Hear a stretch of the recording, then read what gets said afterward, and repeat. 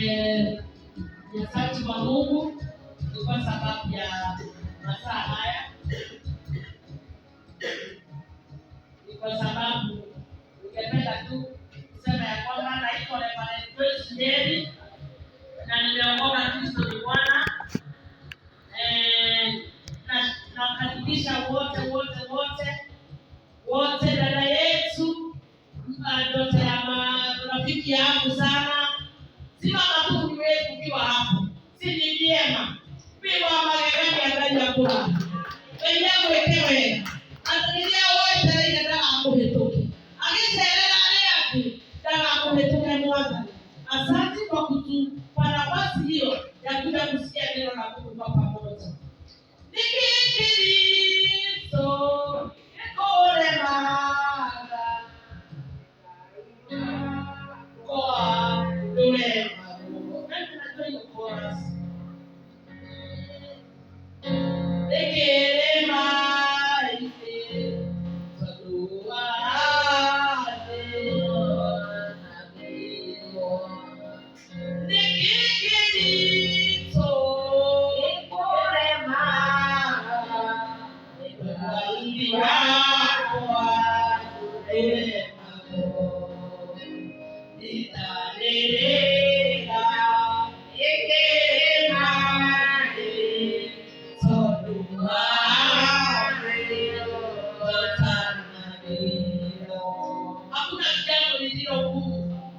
Mungu wetu.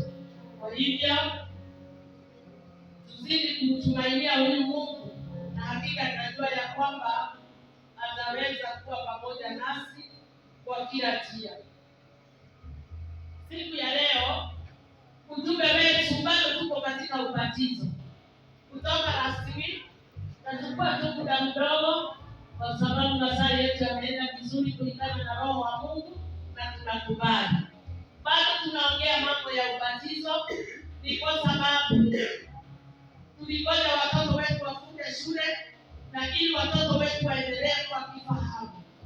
Na ninashukuru kwa sababu kuna kijana alisema ya kwamba baada ya kusikia ujumbe wa Jumapili akaenda kuuliza, akaja niulize, akatumana niulize kama yeye anaweza kubatizwa. Kwa hivyo ni kusikia neno la Mungu, kusikia tena na tena, nayo unaiandasani na unaikubali. Bwana apewe. Tupige huyo kijana makofi mazuri. Kijana umekubaliwa. Wokovu, ubatizo wa Mungu wetu. Yule ameandasani vile nilisema.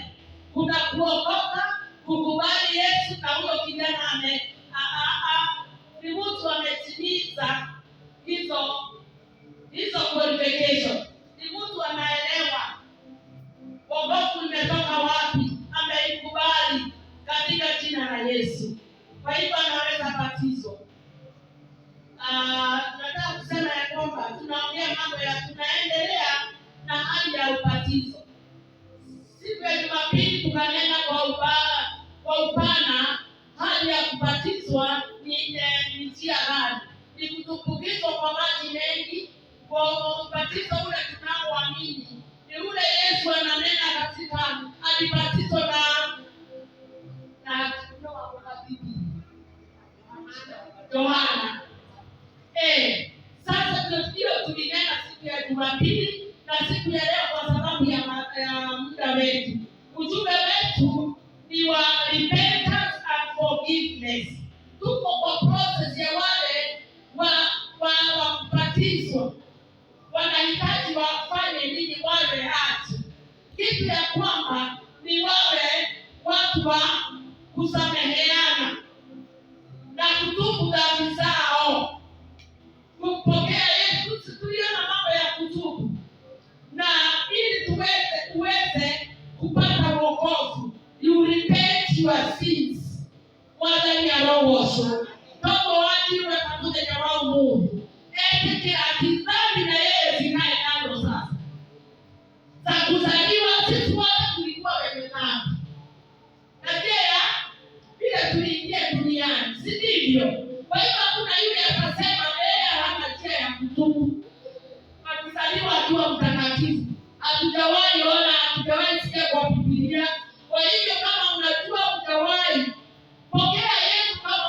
Mwokozi wako.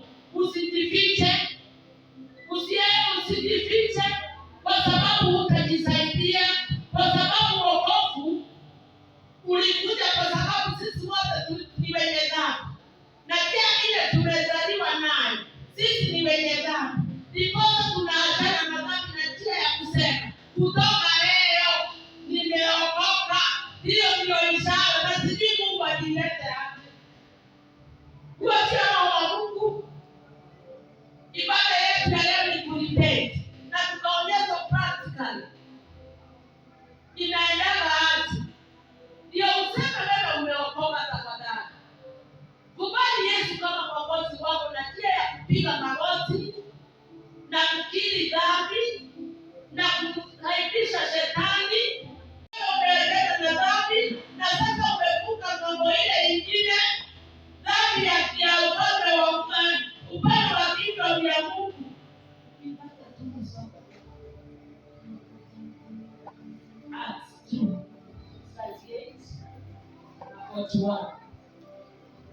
Hiyo ndio jambo imesumbua makanisa. Bwana apewe sifa.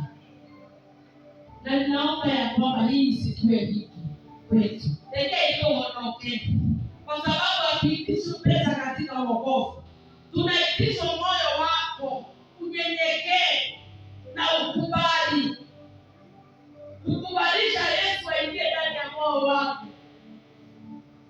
Neno la Bwana kutoka kitabu cha Mitume 2 kuanzia mstari wa 38.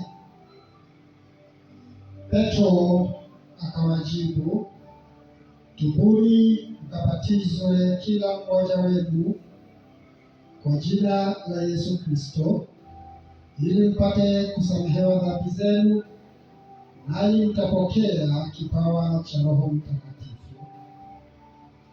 Kwa kuwa ahadi hii ni kwa ajili yenu na watoto wenu, na kwa wote walio mbali, na kila mtu ambaye Bwana Mungu wetu atamwita amjie. 40. Petro akawaonya kwa maneno mengine mengi na kuwasihi akisema, jiepusheni na kizazi hiki kilichopotoka. 41. Wale wote waliopokea ujumbe wa Petro kwa furaha wakabatizwa, na siku ile waliongezeka watu wapatao 3,000. Jina la Bwana. Amen. Na waomba tu ukikuja na vitabu na kalamu. Tuningependa hapa mambo ya ubatizo, kila mtu awe akiandika pahali. Na ili saizi hatuna masaa ya kuelezea sana. Na hata nikielezea au mwingine itasahaulika kwako. Tafadhali ukwenda pahali ya kunakili haya maandiko. Especially mambo haya tunafanya kama madhabihu. Ni vyema kuielewa vizuri, kwa sababu inasoma katika Biblia. Ndio naweza kupractice kufanya vile Biblia inasema.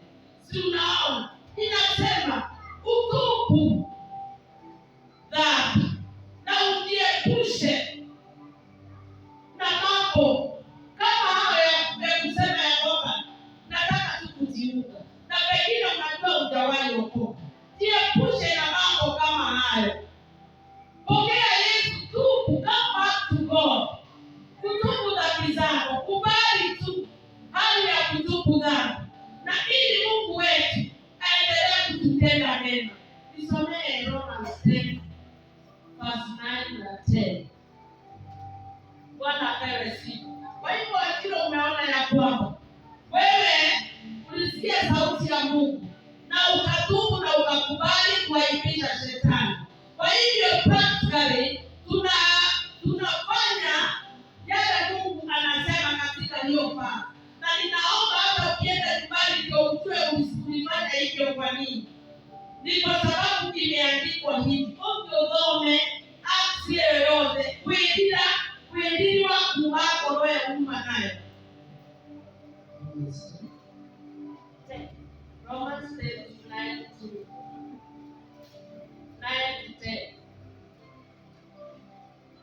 Neno la Mungu kutoka kitabu cha Warumi 10 kuanzia mstari wa 9. Kwa sababu kama ukikiri kwa kinywa chako kwamba Yesu ni Bwana na kuamini moyoni mwako kwamba Mungu alimfufua kutoka kwa wafu, utaokoka. 10. Kwa maana kwa moyo mtu huamini na hivyo kuhesabiwa haki, tena kwa kinywa mtu hukiri na hivyo kupata wokovu. Amen. Bwana apewe sifa. Ndiposa kuliona nikapatia wajuu nikamwambia akili na kinywa chake kutoka sasa ameokoka. Alifanya hivyo. Sinaona ni maandiko inasema hivyo. Useme na kinywa chako, confess with your own mouth ya kwamba Kristo umempokea na sasa ni mwokozi wa maisha yako. Shetani asikae roho Mungu. Yule mtu amekata kauli ya kwamba kutoka wakati huo sasa yeye atakutumikia Mungu na amesema na kinywa chake. Shetani akisikia ya kwamba kutoka sasa hatamtumikia tena, amekuwa mwana wa Mungu na sasa atamtumikia Mungu. Kwa hiyo neno la Mungu linazidi kutuambia hali ya kutubu dhambi. Usome hiyo Warumi yote, usome Acts yote hiyo mbili, ndio uone vile unaitwa katika ufalme wa Mungu. Hata kama wewe ulikuwa umeokoka Yesu, lakini unasikia ya kwamba ukiangalia safari yako inahitaji wokovu mwingine. Usikae hivyo ati ndio uwe Bwana. Hapana, unajikosea wewe mwenyewe. Tafakari njia zako, especially wale wanaenda ubatizo. Tafakari njia zako. Kuja katika madhabahu ama wakati wowote niko pahala pale, niambie ya kwamba unataka kuokoka. Wote na damu ya Yesu bado yatiririka. Damu yatiririka.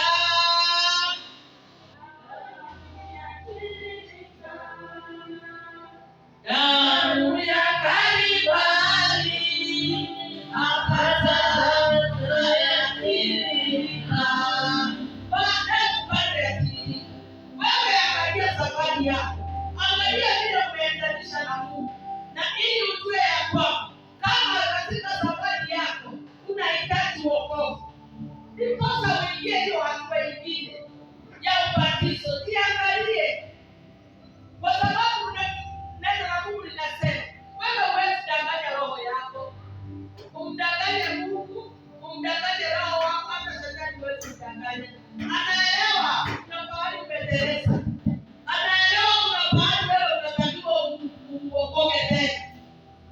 Na kwa hivyo kila wakati atakuwa akikurudisha nyuma. Atakwambiana, hebu kumbuka. Wewe nyamaza. Atakunyamazisha. Na kwa hivyo kwa sababu hiyo neno la Mungu limekuja likisaidia wale wanaenda kubatizwa. Angalia njia zako ili uokoke, ukonfess na kinywa chako. Ni kwa sababu kuna yule Mungu anaona ndani ya moyo wako. Yule anaweza kuwa mwili na uwe roho. Tumuogope huo na tukuje mbele za Mungu kwa sababu hatutishwa pesa. Deni ililipa yote msalabani. Sisi tukikubali Yesu aingie ndani yetu. Deni alilipa. Hakuna deni utaitishwa. Hakuna fedha utaitishwa. Hakuna mashamba utaitishwa. Hata ng'ombe yako utaitishwa. Kwa hiyo siku ya leo, wale wanataka ubatizo, tukuzeni mioyo yenu. Tukuza safari yako ya wokovu. Hii stage 1 imelemea wengi. Hii stage 1 ndio watu wanafanya makosa mengi. Kwa sababu unataka the next one, kujazwa na roho, unataka kubatizwa, unataka kuwa meza ya Bwana, na stage 1 kuianguka. Wadhani ya roho. Sio confusion itakuletea matatizo katika safari. Tukubali Bwana ili tukue kusafi. Tusipoosha kikombe vizuri ndani na nje, tutapata magonjwa.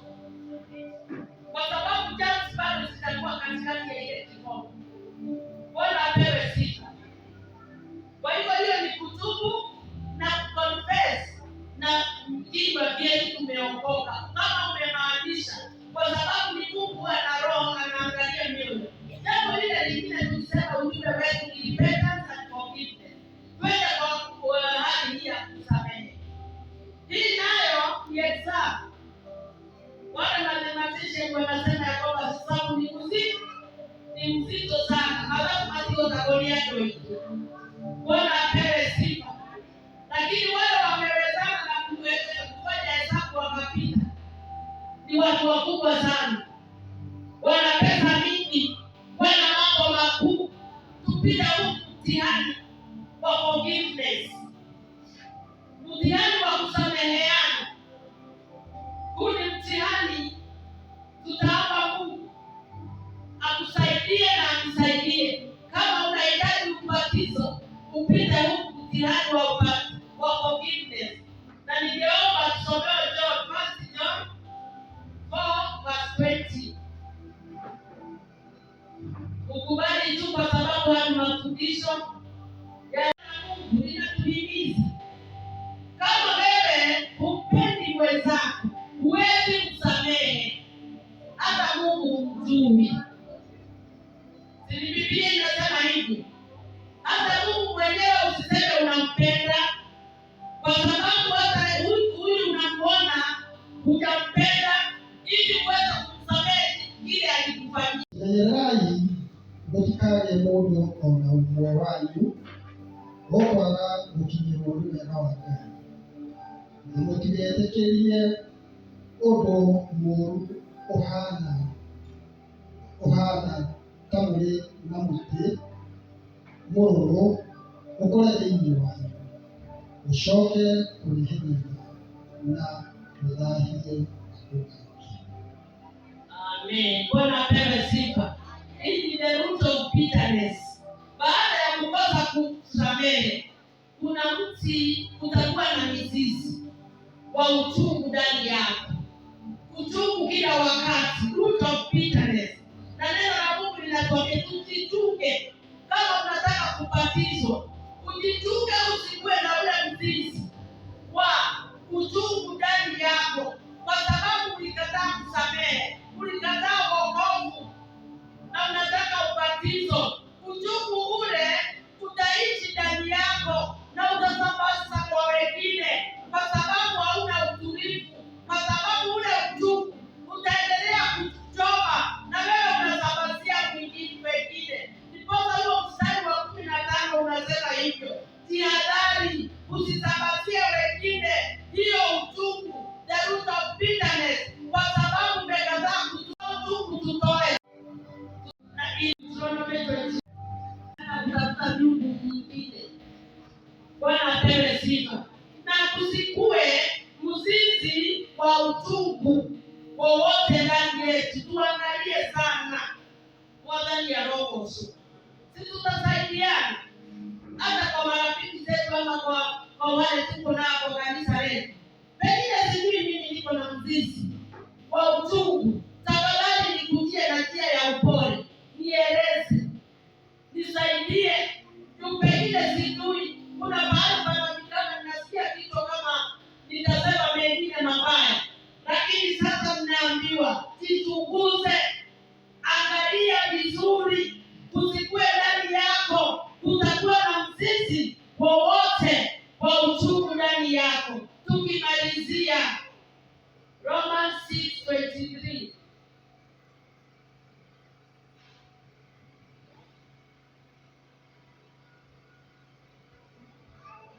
Tukimalizia uangalie sana somewe hiyo Romans 6:23.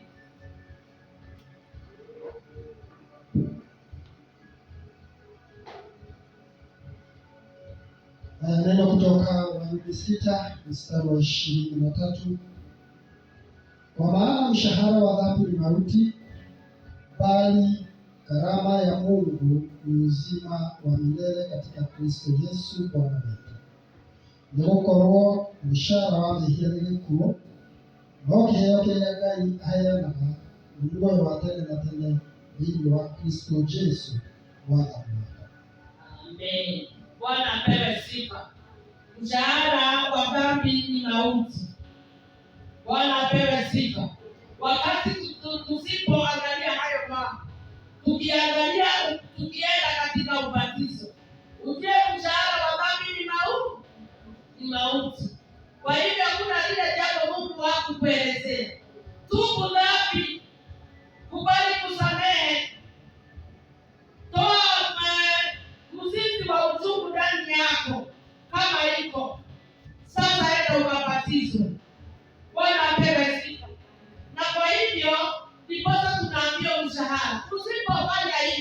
mshahara wa dhambi ni mauti. Na Bwana atatusaidia tusipatane na laana hiyo, ni kwa sababu sisi hatutakuwa mahala pale. Na tukimalizia, be saved, okoka, wadhani ya roho so. Be baptized, ubatizwe. Na mwisho kule meza ya Bwana, the Lord's table. Bwana apewe sifa. Na kwa hivyo tunapoenda kumalizia wakati huu, na waomba damu ya Yesu tumesema bado yatiririka. Wacheni tuokoke, wacheni tutoke kwa msitu tunayojificha ya kwamba tumeokoka, lakini tulikuja kufollow the congregation. Bwana ni roho sio. Shetani ametufunga na kate mbaya sana, hatuwezi ona vizuri kwa sababu shirika tunaenda, kwa kwaya tunaenda, kuhubiri tunaenda, tunafanya yote, tumefungwa macho, tukaambiwa ya kwamba kuokoka hapana. Endelea na shughuli hizo zingine zote, hata tabiri, hata fanya mengi, lakini kuokoka, kumkubali huyu Yesu hapana. Wewe kili sema tu kusema kama kahadithi, kama story, wewe endelea kusemaga tu, kwa sababu hata na wewe unajua hujawahi okoka, hujawahi sema umekubali Yesu. Wewe kama hivyo tu utapatana na mshahara wa dhambi ni mauti. Kumbuka macho ndio utakuta mshahara wa dhambi ni. Kwa hivyo tafadhali, na waomba na unyenyekevu mwingi ya kwamba tujichunguze na tuone ya kwamba tutafuata hiyo sheria ndiposa tukiwa hapa, hata tukifanyia Mungu kazi iwawe, ndiposa usikie ya kwamba umekamilika na njia zote, vijana wetu, kanisa zima, katika jina la Yesu. Na kwa hivyo wale wanaenda kubatizwa wakipatiana majina yao siku ya Jumapili, hicho kikundi cha ibada tutakutana na wao, na ili tupange siku za maombi na fasting. Wadhani ya roho sio. Wengeo wanapojuka na Yesu, we have to prepare ourselves. Bwana apewe sifa. Kwa hivyo tutapatana na ili sasa tusemezane na hicho kikundi, kwa sababu tayari kila mtu anasikia wiki hii yote. Endelea kunipenda, endelea kutoki, endelea kujichunguza. Nani huko na jambo na yeye, hata kuendea kama ni jambo litawezekana. Kama hata hatawezekana peke yako, chukua dada yako mwende na yeye, chukua ndugu yake mwende na yeye, mwambie nimekuja tu kwa sababu mimi nataka kutubu yote, ndio nibatizwe. Nataka kuombe mahali nilikukwaza ama ulinikwaza, wacha tuachie hapo sasa. Hiyo safari ya kupembeleza shetani tukisherekeana na yeye ifike mwisho. Mimi ninakusamehe na sitakumbuka yale ulinifanya, na yale nilikufanya ninaomba unisamehe, ili tukifika Jumapili tukutane na watu tayari wamefanya ile tendo la repentance, la forgiveness, ya root of bitterness wametoa, na wamechunguza sana ndani ya mioyo yao Deuteronomy, ya kwamba hakuna root yeyote na hawaendi kumwomba Mungu migeni katika maisha yao. Mungu ni mmoja.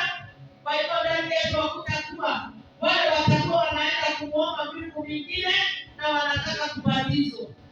Sasa tukikutana ndio tutaweza panga tutaomba siku gani, tutafanya hali ya repentance tukiwa pamoja, tuombe, tutubu dhambi, tufanye maombi na tufast kabla